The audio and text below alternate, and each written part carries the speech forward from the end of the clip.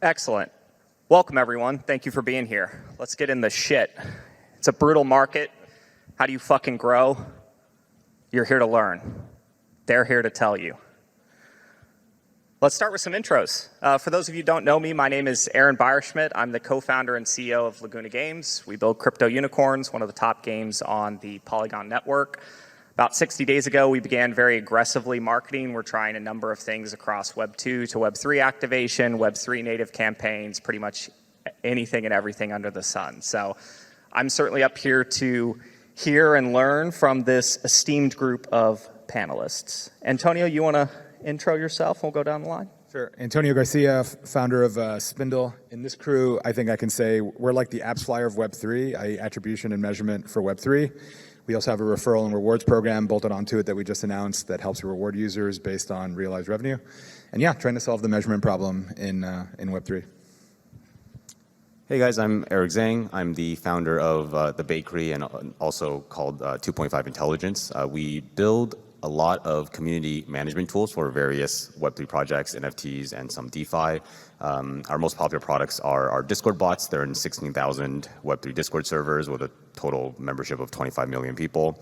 And The Bakery is kind of a new thing we built last year. It's a community. We got it from 0 to 60,000 Twitter followers in a week, all organic, non-botted, wouldn't pay influencers or any of that stuff. We built a really strong community around it. We had, at our peak, over 1,000 people that would show up to play our games concurrently within Discord. So I'm here to share a lot of the lessons we learned building that community. Hi, everybody. I don't know these people. Just joking. They're the awesome community of DeFi Kingdoms. I'm Dreamer, the president at Kingdom Studios, which is the development company for DeFi Kingdoms. If you haven't heard of us, you should go check us out at the Avalanche Gaming booth. We have a beautiful display there, 6 computers out to demo what we've been working on. DeFi Kingdoms launched about 2 years ago, initially gamifying a DEX. We then launched our hero NFT lineup that has driven hundreds of millions of transactions of gameplay. On the Avalanche subnet alone, we were the first and are still the largest subnet there, 500 million transactions since launch. You know, that's more than multiple L1s combined. Woo! So we're building some awesome things. Combat's coming out, and that's feeding into some really awesome traditional MMORPG gameplay. So come see that, meet our team, meet our awesome community, but I'm happy to be here today. Hey guys, I'm Joe Kim, founder of Hype Lab. We are a Web3 ad network. So on the one side, we work with advertisers who want to do user acquisition in Web3. And then, of course, on the other side, we work with publishers, which are Web3 companies that want to monetize their users by showing ads to them. Awesome. I guess let's start kind of high level. I'm curious to hear from each of you what advantages, if any, does the Web3 space provide you relative to Web2 in terms of user acquisition and growth? Can I go first? You may. All right, so I'm like a Web2 ad tech degen who got crypto pilled and wanted to make Web3 go to 1 billion wallets. So how do I do it? I apply the skills that I know how to drive user acquisition. It's funny, everyone gives crypto shit for like carbon footprint and whatnot. The amount of wasted data and network stuff on the Web2 side, everyone's sending signals to each other in data. I always thought, like, why don't you just use one database and everyone write to that one and use that one? And that's one of the advantages of Web3. There is one database that the publisher can use to talk to the advertiser, talk to the game. And part of what we're building is exactly that. Like, how do you use the blockchain for the sake of understanding where your users are coming from, how they're monetizing, all that stuff. So I think the technological firmament of the blockchain is hugely helpful when it comes to that. So like, just pointing around here, like the Discord bot that sends a user in, we can measure the value of that, or the ad, like everyone can talk to each other via the same blockchain. And that just makes it so much easier to actually build an ecosystem that kind of works to actually drive user growth. Yeah, I think when we think Web3, we're really thinking of digital ownership. So Web3 gaming, what is the advantage of user acquisition for Web3 gaming?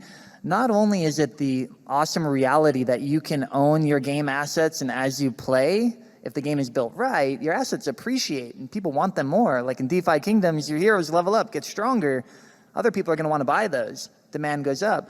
So that initial allure is attractive to people that have experienced the genre in Web 2 and want to add on the layer of Web 3. But I think it goes a step further. As new games come out, there's this idea of interoperability. A new game can look at an existing successful game and say, hey, we're going to add some functionality in new game A relative to existing game B. Now the users that like new game A are also going to be able to have some functionality in B. The existing users in the existing game, when they look at the new game, they're like, hey, my assets, my heroes, my pets, or whatever, can now have a new functionality in that other game. This changes the space for user acquisition. It's up to the builders, though, to be open-minded enough to do this, because a lot of us were like, we're building the next biggest game in the whole entire world and we're going to crush everybody. That's a Web 2 mindset. Web 3 mindset really has to be more of a, we're all in this together. How do we think of this Ready Player One reality where multiple games can intersect and we share users, we add value to each other's users, so that when new people come in, they see the reality of that ecosystem of games. I think you make a really good point about interoperability. With the deprecation of first-party cookies, there's going to be it's going to be really difficult for people to reach the right audience in order to promote their project, right? I think that using the wallet information, it kind of feels like a new Google sign-in, as an example. Right? We can know a bunch of things about a person's on-chain activities. We know, whether someone plays Web3 games, what kind of games they play, whether someone owns NFTs, what type of NFTs they own. We know whether they've used a DeFi protocol. We know whether they've done swaps, et cetera, et cetera, et cetera. We also know the value of their wallet and what kind of assets they own. And all of these are extremely valuable information that you can use in order to personalize the most relevant kind of ads and content and information for these people. And you just have to find the right place to distribute this content to them.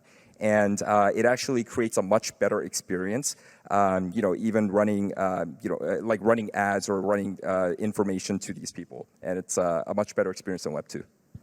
Yeah, I think that's something that's been applied to the ad space, but you can also apply it to the gamer experience. So imagine if somebody has a crypto unicorn and they're in DeFi Kingdoms and a little quest pops up and says, hey, we've identified that you have this supported third-party game asset. You now have access to this unique quest. So not only is it the advertising to bring people in, but the experience can change relative to what's in your wallet. Okay, I think our one of the best things about this panel is that we have a lot of great different perspectives on how to do user acquisition and growth within Web3. So I'm going to come in with a very different opinion that might be a little bit controversial. One of the greatest things about crypto in general is how innovative the Ponzi's have gotten within crypto. And there's a lot of unscrupulous people out there doing all sorts of new money games. I like to joke that if Bernie Madoff didn't get arrested, he would be disrupted. People would be pulling their money out of his fund and staking it into some shitcoin or something. And I mention that because one of the things that truly has innovated in Web3 is money games, Ponzi's, whatever. People don't like them, but they don't have to be applied just to fraud and scamming people out of their money. I think when you're thinking about user acquisition, you can also think about taking some of those innovative elements of Ponzi's and applying it, whether it's just to an in-game asset, points, something that's not actually money. You can use those to devise new strategies that you actually haven't seen in Web 2. So that's a lot of what I think about when I think about how you growth hack in Web 3. So from the perspective of, if you're giving advice to another founder in this space, what channels are you telling people to focus on? I think one of the most important things that people obviously talk a lot about is community. And community is one of the things that is pretty differentiated, in my opinion, within Web3. There's community in various elements in Web 2 as well, but assets, ownership really differentiate what drives the togetherness of that community. And I think one way to really look at community is it's one way to convert your top of funnel, and I know these guys know a lot more about that, how to really reach that top of funnel. So you always need to take advantage of the ability of Web3 to draw and hold together a strong community. I think the word community is used a lot, for sure. we like to think of them as stakeholders because Web3 introduces ownership, right? So if somebody's in the community and they're active in the game or protocol, they also have right to kind of the decisions being made, to at least have transparency, to maybe have decision-making, governance, maybe even like fee sharing and other things, right? So engaging players from a game perspective is super important. You know, we have weekly AMAs to try to be as transparent as possible. We try to share some bits of that roadmap, but relative to user acquisition, if you're acquiring users and they don't have a welcoming community that's going to be celebrating the growth and answering questions and making it a fun space, it's going to be really hard to grow. You know, some games, I love League of Legends, and every time I go back to play, I have to mute all the chat because people make me feel bad. You know, I don't want a community where people are just at each other's throats fighting or attacking. We need a fact-based, transparent team that makes the community trust that team, trust each other, and then welcome in the new players. I mean, that's certainly something that we've experienced. Obviously, the DAO that we run is one of the most active in the space, and we're letting players make legitimate decisions that are very impactful in making changes to the game economy and things of that nature. But like, I want to push on this a little bit because everybody talked about community, and Dreamer, to your point, it is a little overused. Like, we're in a bear market. You can't snap your fingers and have, 50,000 people in a Discord, right? So like, in terms of actual growth, what are some channels that you guys have been using to even onboard people into the kind of top of the funnel of just, hey, you're part of the community now, you're in Discord, right? Like, where are you going out to find new players or new community members? So I think for any companies and any project, they need to always be using a diverse set of channels. And all of these channels have different purposes and different goals, right? So there's, brand awareness or performance marketing. There's burst campaigns or, new exposure campaigns or re-engagement campaigns, and the list goes on, right? But I think the ultimate thing is that you need to be where your users are. And yes, there will be that user who is spending 24 hours in a Discord channel replying to every single thing.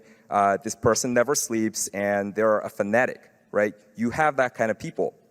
But you can't assume that every single one of your users and even your potential future users are going to fit that profile, right? And so the question is like, how do you get in front of, where these guys are actually spending time, right?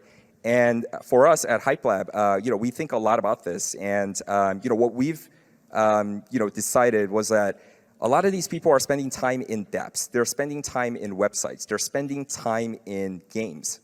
So, we've built a pretty robust publisher network where, we've partnered up with a bunch of these publishers, games, dApps, websites, et cetera, right? And we're able to kind of show ads to them in these properties. And, for us, this has been, really great in terms of helping a lot of advertisers get in front of these like Web3 users.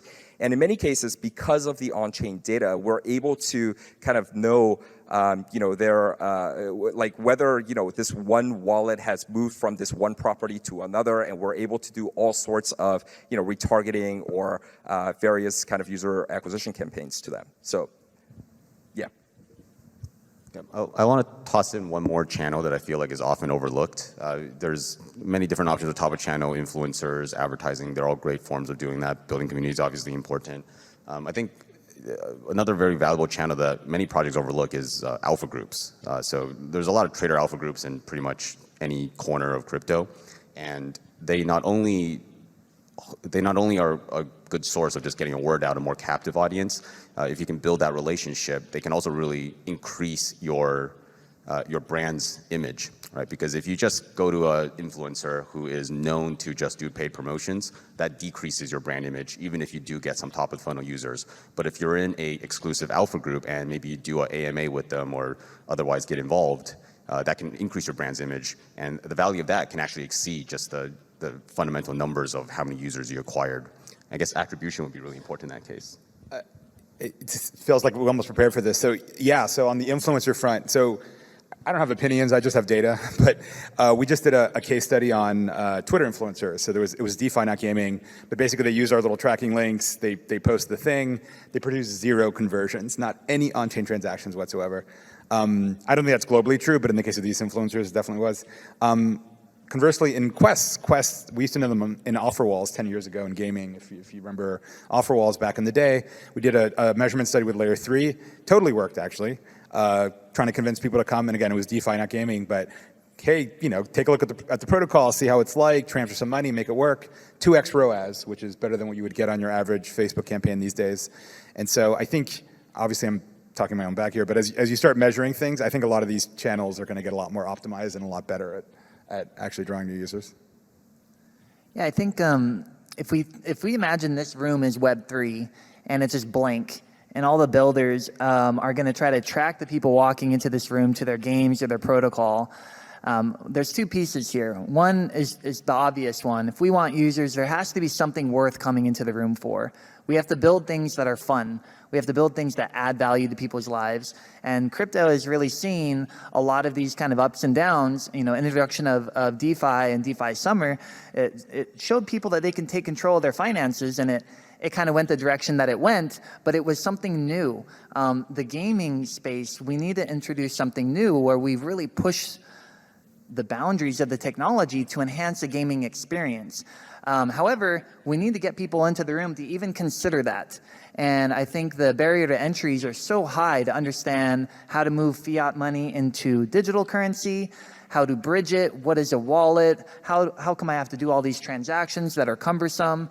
We have a lot of work to do as a space for users to be acquired that are just trying to get into the room. If they're trying to get into here and you got to go in a tunnel and then climb a ladder and then jump off a cliff into water to get into the room, we're going to lose a lot of interest quickly. So that comes down to how quickly can you onboard a user with a wallet that is a very quick sign up but still safe. How can we put transactions more as an afterthought, and working with MetaMask and all these other larger wallets to have prepaid gas to kind of be flowing in the background? How do we introduce like achievements and things and make a lot of things more fun in the wallets? That's really what we need to get to as builders in the space to even attract people in the room, as well as have something of value once they're in. Woo! Dreamer speaks the truth. Dreamer speaks the truth. I mean, I think it's interesting, right? You highlight the enormous friction that the space has. And so a question kind of back to the group is, especially in the bear market, how much do you put effort into focusing on people who are already red-pilled crypto natives, right? And you're just smoothing that on-ramp for them?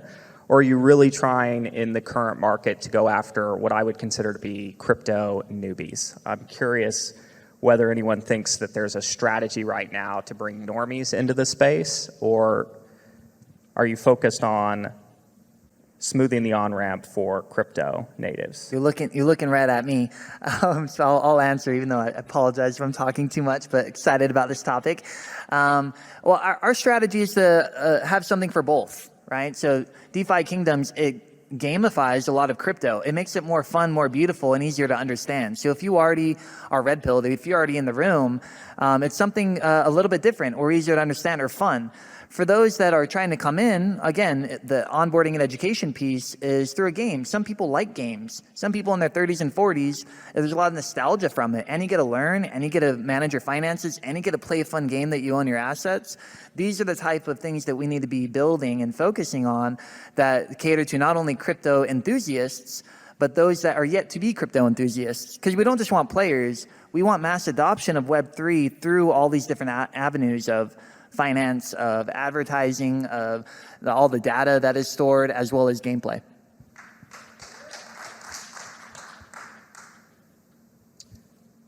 I take like a first principles look at this problem of how do we get Web2 users into Web3? How do we focus more on Web2 users?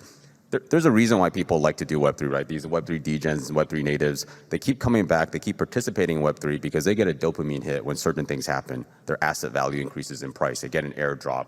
They get mentioned on Twitter or something. And I think attracting Web2 users is all about emulating that same dopamine hit in a non-wallet, non-go get some ETH to pay gas sort of way. So think about the experience you're delivering when would a Web3 native user feel most excited, and figure out how you can deliver that same excitement without all of the friction from the Web3 side of it. Now we get to the somewhat timely question, given the SEC's shit this week. What role do tokens play in user acquisition in this space? Specifically fungible tokens.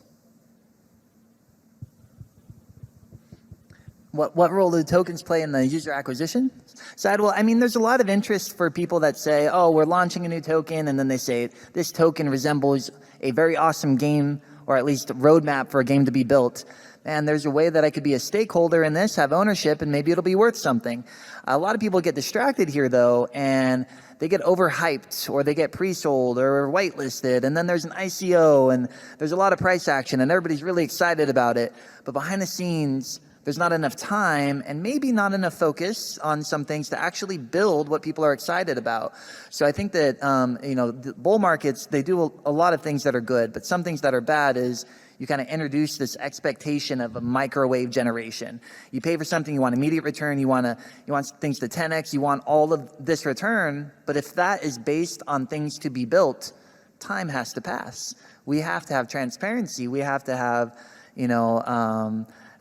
efforts to fail and get it right and collaborate with others. And I don't think that patience is there with how tokenization has been viewed so far by some people in the community. So to some projects, it's very important. To others, it's a means to an end to actually have the token represent ownership and increase utility over time. Now that becomes very attractive, because as an owner of the token that is fungible, if it's getting more valuable, not because people are excited or hyped up about things that might happen, but things that are being released every week, month, or year that make my token more valuable, now it becomes attractive to hold this token, whether I am actively using it or others, because there's building happening in the background that make it more valuable.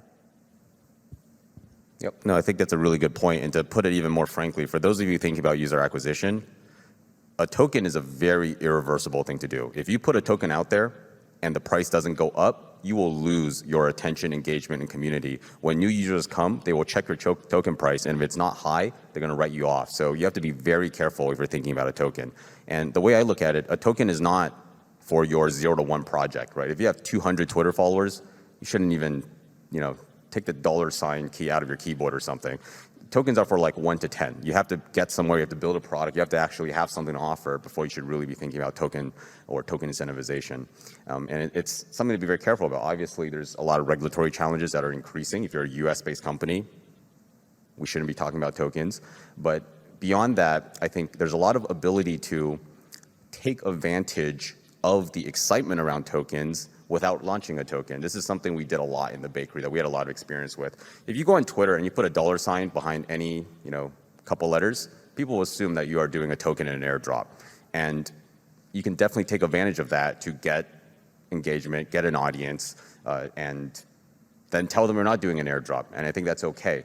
So don't feel like to participate in crypto or participate in the types of marketing around tokens, you have to commit and actually launch a token, because that's a very irreversible, very dangerous thing to do. Double clicking on that, I mean, the timing is certainly everything. The days of being able to raise a shitload off of a white paper are certainly gone, and providing immediate use and utility is absolutely necessary in my mind for anyone thinking about listing a token, whether it's fungible or even non-fungible, for sure. Well, I think, and I know we've said it and kind of repeated it, but if there is utility planned and present at launch and it grows, that's very different than what people refer to like as a meme coin. You're just launching a coin that maybe is really supposed to act like a stock, and people just like it because they like your brand or your company or things that you might build. That's where the danger is, for sure. If you are trying to use blockchain technology to add functionality to a game or advertising experience or finances or others, I think then the area gets a little more gray, and we're trying to see where regulators land on all this. But the safety is really in the functionality linked to these tokens that are exchangeable. What is the purpose What is the user's desire? Is it just to get it so it goes up, or is it get it to do something related to a community or a game or an overall environment?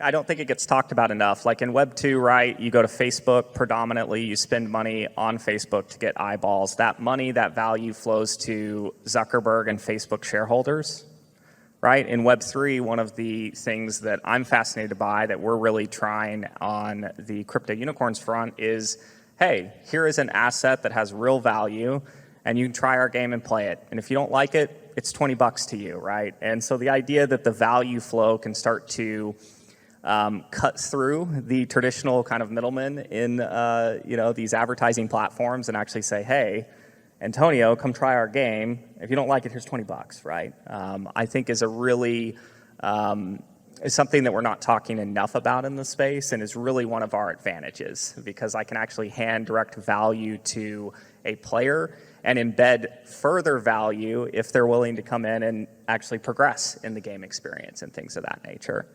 How are we doing on time? About 10 minutes. Here's a good one. I'm curious, looking out 2-3 years, what is a Web3 native ad network going to look like?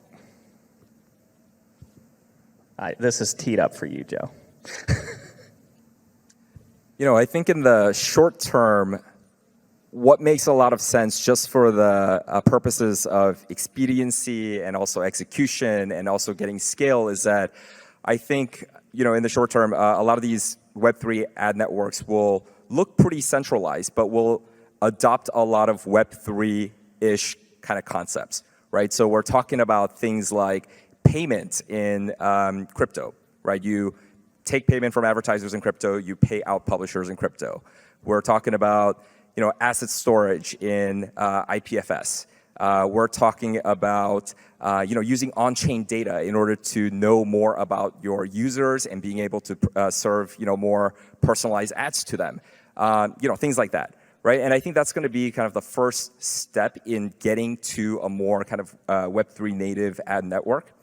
In the longer term, I think that a native Web3 ad network can really take advantage of the unique aspects of Web3. So I'm talking about things like trust or accountability or transparency or ownership, things like that. So perhaps you have users who are able to indicate via NFT ownership what kind of ads that they want to be served or not served, right? That could be something in the future. We have accountable measurement, right? Because you're able to look at things on chain, and this is transparent, and there's checks and balances against that. Perhaps you're sharing the economics by giving ownership to the end user who actually looks at an ad. In today's world, Aaron, I think you mentioned an advertiser spends money and Zuck makes all the money, right? And the end user, you're just basically being used as a piece in the chessboard, right? And even though you're the one that's really providing the money, you don't get any of the economics. You don't share in any of that. Perhaps there's a way to kind of give, maybe through tokens, some type of economics, in this sense, right? So I think, I don't know when this is going to be, but in the short term, we'll see things evolving a little bit more centralized, and then one by one, step by step, I think it'll start to become more decentralized in the future. I'd like to hear from you, Antonio, as someone who's built ad networks at you may have heard of Facebook and Apple and these tiny companies. Yeah, we've been thinking about this a lot. I mean, it extends a little bit what Joe said, which is what would the Uniswap of user growth look like? What would that look like? A central place of exchange where people who are looking to grow their users and people who have users who are opting into a value exchange, what does that look like, right? I think it looks a little bit like what we've got now, which is on the buy side, you've got a smart contract that says, hey, I'm trying to reach this sort of user. I want them to do this sort of action on this protocol. I'm willing to pay this much. And that just exists on chain in a very composable and transparent way. And then on the publisher side, and publisher means everything from questing platforms, consumer apps, games, bridges, anything where there's human attention, right? That goes on chain and says, hey, we've got this sort of user. We're willing to accept this. This is the ad format. and someone comes in between and actually crosses those two and crosses the advertiser with the publisher. And to Joe's point, it's very transparent, it's very open, and for the first time you could do something you could never do in Web 2, which is everyone gets a cut, right? The user gets a little bit of a bonus from it, the publisher gets something, the ad network gets something, hopefully the attribution system gets something, and then the advertiser gets like a real monetizing user out of it. And you could never do that. You could never really have multi-touch, multi-payout ad systems in Web 2. Like, I worked in attribution and ads for 10 plus years. That whole system just exists to tell you whether you pay Facebook or Google at the end of the day. That's the only thing that it tells you, right? Like, it's not really attribution in the sense of like, how did this happen? In Web 3, you can actually build something where if you're an influencer and you actually, drive real usage, you can get paid for that. And if you're a publisher and you can also get paid for that, right? And again, it can be done in a very open, permissionless, and open way. That's like very Web3 native, and not at all the Facebook world where this big octopus company takes 90% of the value off the table. Right? And if you're a game, you can get paid for it.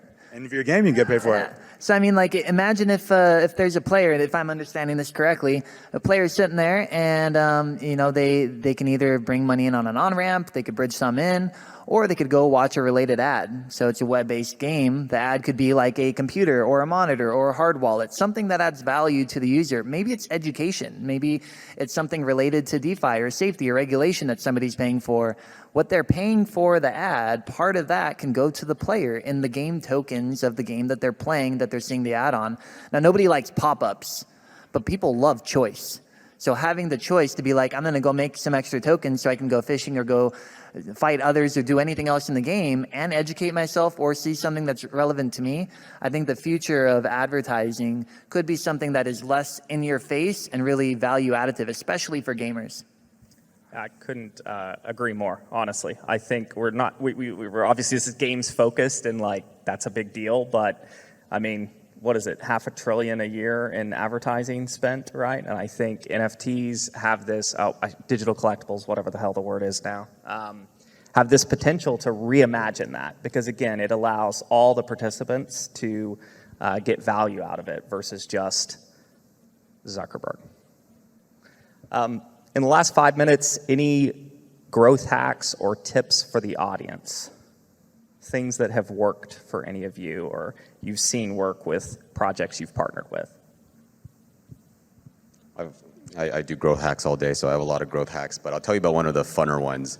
I'm not really a Web3 native. My marketing guys are Web3 native, but I've learned a lot from them. And I think, I'm assuming some of you guys are like building projects, games, whatever, and you want to do more user acquisition. And I think early stage user acquisition is obviously very different from some of these guys here who are more at scale, and you need to grow it at a much larger scale. But if you find yourself early stage, I think one of the most important things to understand is exclusivity. I think a lot of people assume that like, well, nobody's paying attention to my project. It's brand new, so I have nothing exclusive to offer them. If I tell them, oh, here's my NFT, there's only 10 of them, no one's going to care. I think it's important to shift that thinking a little bit. Everyone has exclusivity. You can actually create exclusivity very easily, and exclusivity really drives desire in Web3. Everybody wants exclusive things, right? That's why the whole NFT space works. A great example that my team came up with, I thought this was a stupid idea. We did it just because I trust those guys, but I thought this was such a stupid idea. We built this button on Discord, and the button was, first it was called the 25.